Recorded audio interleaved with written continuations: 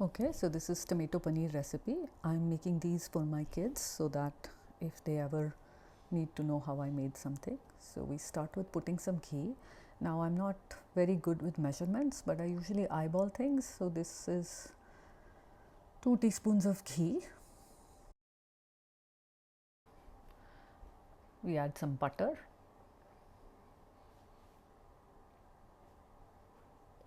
And now to the butter we will add some jeera and 3 or 4 black peppercorns.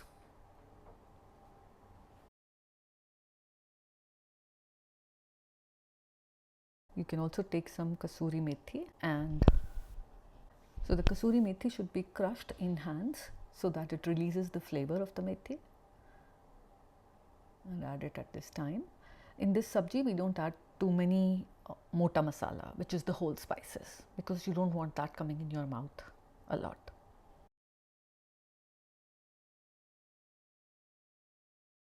When the jeera is beginning to change color, again I don't like the jeera turning too black.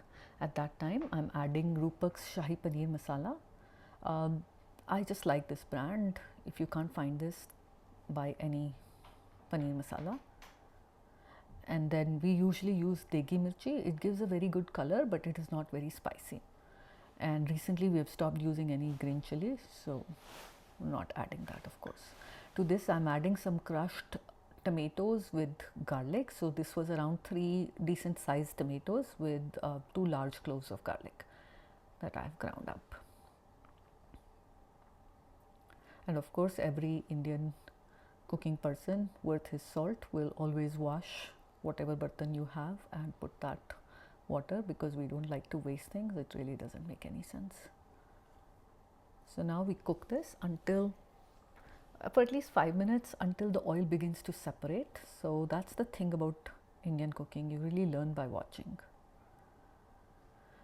Now before starting this, I had already marinated 1 whole block of paneer in 1 teaspoon of dahi, haldi, black pepper and salt. You shouldn't put too much dahi, that will make things watery. And now we are still cooking the paste, making sure that the oil separates. When you think it's done, around 5 to 6 minutes, you add the paneer to this.